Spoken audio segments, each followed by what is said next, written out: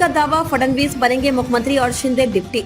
अगस्त तक जाएगा इंतजार। राजस्थान के भीलवाड़ा से 20 किलोमीटर दूर स्थित कारोई गांव को ज्योतिष नगरी के नाम से जाना जाता है। यहाँ राष्ट्रपति प्रतिभा देवी सिंह पाटिल, राजनाथ सिंह सहित कई दिग्गज नेता अपना भविष्य जानने आ चुके हैं।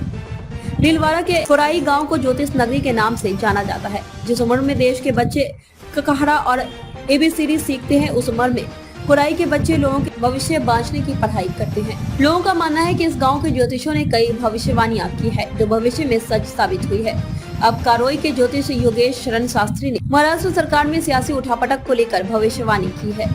महाराष्ट्र में उद्धव ठाकरे सरकार को लेकर चल रही उठापटक के बीच कारोई के ज्योतिष पंडित योगेश शरण शास्त्री ने भृगु संहिता की अंक गणितीय गणना की है, जिसके आधार पर उन्होंने कहा है कि उद्धव सरकार के अल्पमत में आने से सरकार का जाना तय है। नई सरकार भाजपा गठबंधन से बनेगी। पंडित योगेश शरण शर्मा के अनुसार 28 अप्रैल 2022 को मकर राशि से शनि ने कुंभ राशि में प्रवेश किया। 1.5 महीने बाद ही शनि ग्रह के वर्गीय होने के कारण सरकार में उठापटक होने के योग बने हैं। इसमें उद्धव सरकार का परिवर्तन होने का 100% योग है। महाराष्ट्र में भाजपा के साथ गठबंधन सरकार के बनने और देवेंद्र फडणवीस के मुख्यमंत्री बनने के प्रबल योग हैं। इसके साथ ही एकनाथ शिंदे के उप मुख्यमंत्री बनने के योग हैं। बता दें कि भीलवाड़ा जिले के कोराई गांव में अपना भविष्य जानने वालों की इतनी भीड़ जुटती है कि कारोई की पहचान ही अब ज्योतिष नगरी की बन गई है।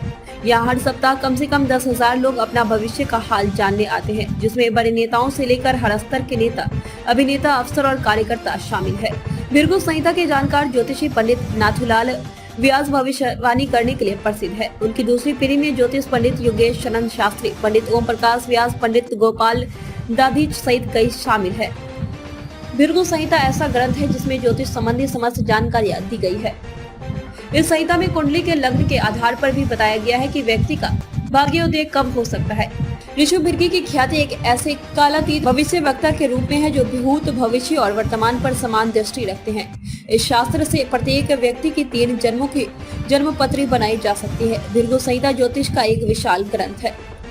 अब तक यहाँ आने वालों में देश के पूर्व राष्ट्रपति प्रतिभा देवी सिंह पाटिल, देश के गृह मंत्री राजनाथ सिंह, केंद्रीय मानव संसाधन विकास मंत्री स्मृति ईरानी, केंद्रीय मंत्री मनसुख मंडाविया, तत्कालीन मुख्यमंत्री वसुंधरा, पूर्व मुख्यमंत्री भैरव सिंह शेखावत, प्रधानमंत्री नरेंद्र मोदी के भाई सोमा भाई मोदी, सांसद अमर सिंह, फिल्म अभिनेत्री जयप्रदा, कथावाचक मोरारी बापू, मलकू पीठाधीश्वर राजेंद्र दास त्यागी सहित उद्योगपति धीरू भाई अंबानी, राजस्थान व मध्य प्रदेश के कई विधायक सहित देश के नामचीन कई लोग यहाँ कोई भविष्य जानने तो कोई धर्म के बारे में चर्चा करने इन्हीं ज्योतिष के पास आ चुके हैं।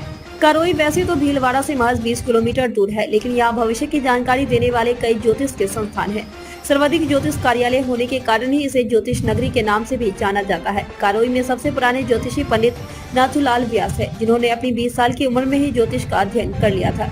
उन्होंने कम समय में ही अपने गुरुजी से शिक्षा लेने के बाद भृगु संहिता से लोगों का भविष्य बताना शुरू कर दिया था। अपना भविष्य जानने के लिए उनके पास देश ही नहीं बल्कि विदेश से भी काफी संख्या में लोग आते हैं। ज्योतिष पंडित योगेश शरण शास्त्री बताते हैं कि मुझे ज्योतिष का काम पारिवारिक विरासत में मिला है।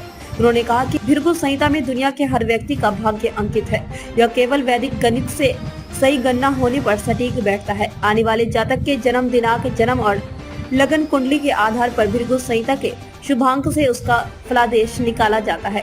वहीं महाराष्ट्र में चल रहे सियासी उठापटक का परिणाम क्या निकलेगा, यह तो भविष्य के गणक में है। पर कारोई के ज्योतिष की माने तो उद्धव सरकार अल्पमत में आकर परिवर्तित होगी और यहाँ गठबंधन की सरकार बनेगी।